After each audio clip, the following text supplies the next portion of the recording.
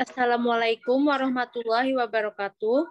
Waalaikumsalam warahmatullahi wabarakatuh.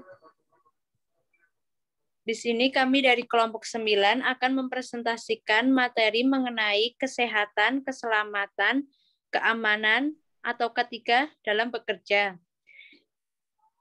Yang beranggotakan 1. Puput Rukmana dengan NIM 20.01.01.0099. Yang kedua, Khoridatul Nadiroh dengan NIM 20.01.01.0143. Yang ketiga, Fitria Wulandari dengan NIM 20.03.01.221. Yang keempat, Afikur Rohmah Awaliyah dengan NIM 20.03.01.223.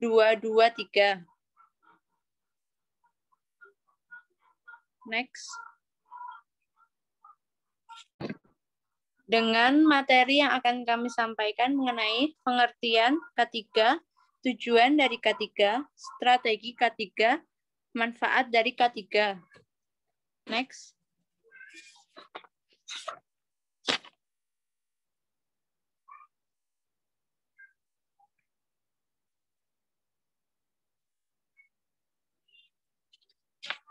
Untuk materi yang pertama akan dipaparkan oleh dengan saya sendiri, Puput Rukmana, mengenai pengertian K3. K3 adalah suatu hal yang bisa atau faktor yang bisa berpengaruh terhadap karyawan dalam hal produktivitas serta keselamatan karyawan itu sendiri. Dalam hal ini, meningkatkan produktivitas pada karyawan, kesehatan, serta keselamatan kerja atau K3 adalah suatu bagian atau hal yang perlunya perhatian khusus serta merupakan suatu hal yang penting. Perhatian yang serius oleh perusahaan dalam hal keselamatan serta kesehatan kerja, juga fasilitas di dalamnya merupakan suatu hal yang mampu mempengaruhi karyawan dalam hal ini. Produktivitas kerja dalam keselamatan serta kesehatan kerja memiliki pengaruh positif dalam produktivitas kerja. Next.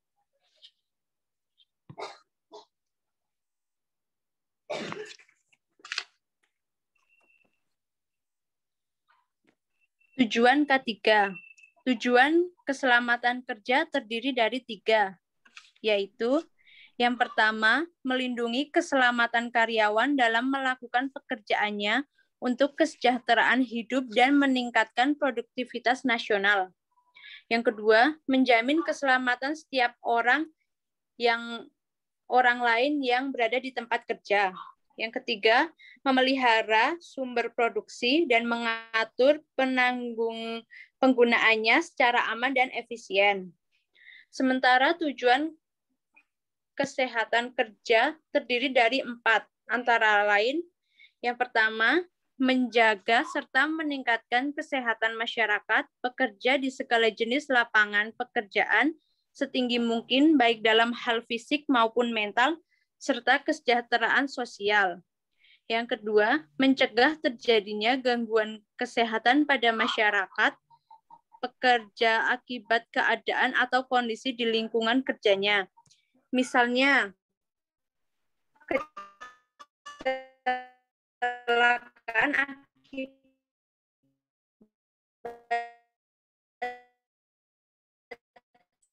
kerja yang pada para pekerja ketika melaksanakan pekerjaan karena faktor kesehatan di tempat kerja di suatu lingkungan pekerjaan berdasarkan kemampuan fisik dan psikis pekerjaannya serta keterampilannya. Untuk materi selanjutnya akan dipaparkan oleh Mbak Khoridatul Nadiroh.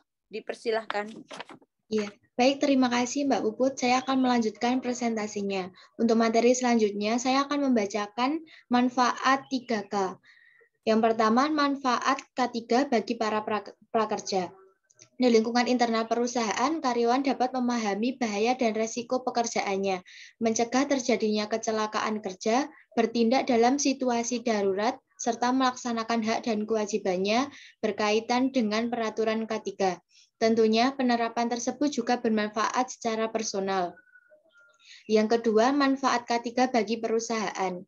Bagi perusahaan, penerapan K3 memungkinkan produktivitas tetap optimal dalam berbagai keadaan. Secara finansial, K3 membantu mengurangi pengeluaran, terutama untuk biaya kesehatan dan asuransi karyawan.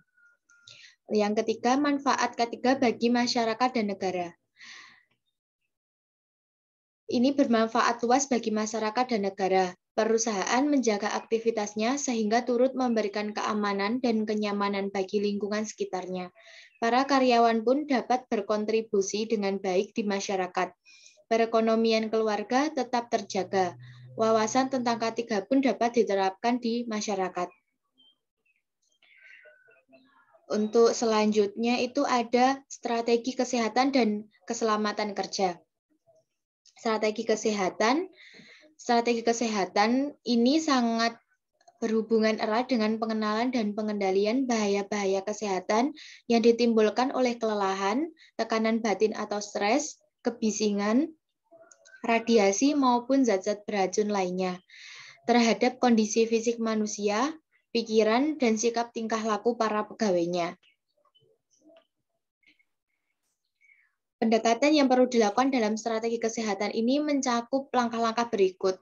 Yang pertama, mengenal zat-zat, keadaan atau proses yang benar-benar atau mempunyai potensi yang membahayakan bagi pekerja. Yang kedua, mengadakan evaluasi bagaimana bahaya itu bisa timbul dengan mempelajari sifat dan sesuatu zat atau kondisi dan keadaan di mana bahaya tersebut terjadi.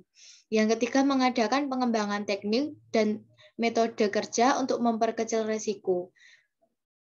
Upaya yang harus dilakukan untuk mencapai pengawasan dan kesehatan dan keselamatan pegawai itu mencakup mempersiapkan dan menyediakan sarana dan prasarana yang dapat melindungi.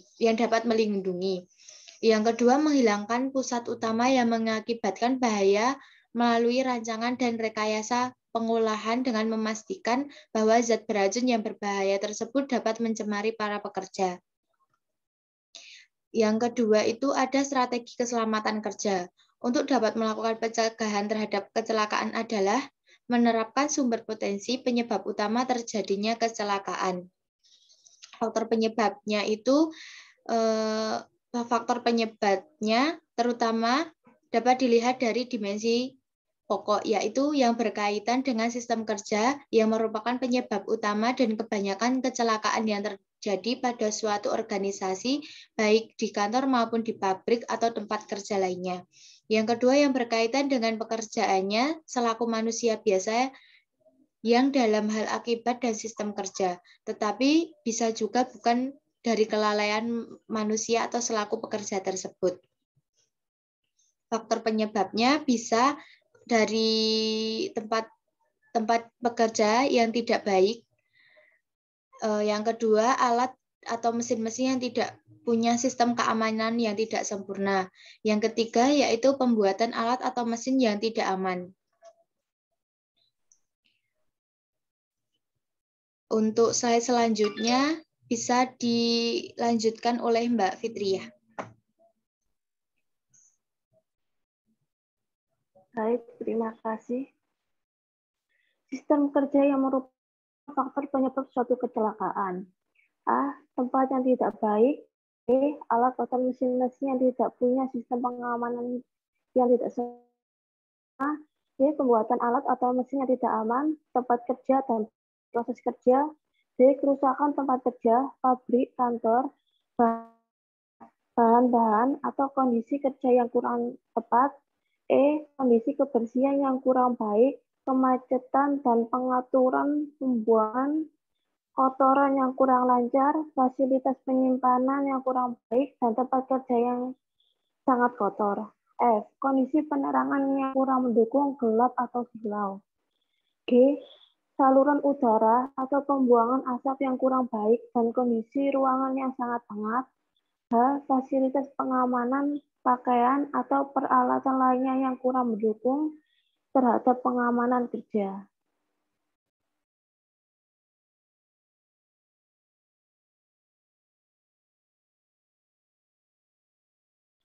Faktor manusia yang mengakibatkan kecelakaan.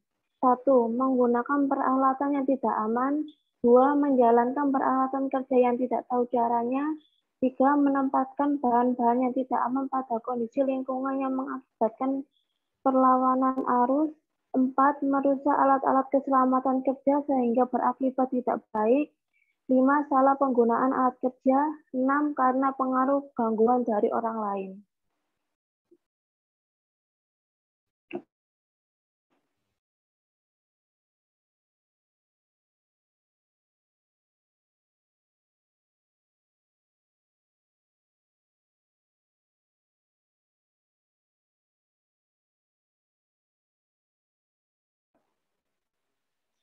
Pencegahan yang harus dilakukan untuk menghindari kecelakaan antara lain mencakup 1.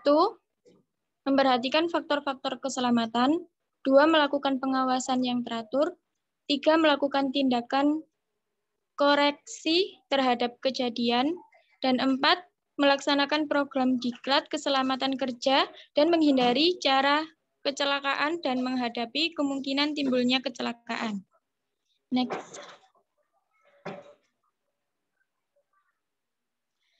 Selanjutnya, penyakit-penyakit yang ditimbulkan pekerjaan. Yang pertama ada asma. Terjadi akibat terpaparnya asap kimia, gas, dan debu. Yang kedua ada penyakit paru-paru kronis. Biasanya mengalami keluhan berupa batuk, sesak nafas, nyeri dada, hingga perubahan pola napas. Yang ketiga ada dermatitis kontak.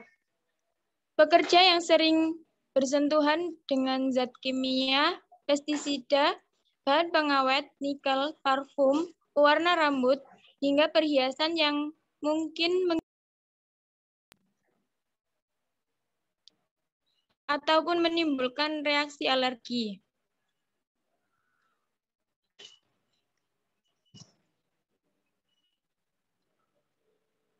Kelompok-kelompok pekerja yang beresiko. Yang pertama ada penambang, kedua ada pekerja transportans, yang ketiga ada konstruksi, dan yang keempat ada pekerja industri manufaktur.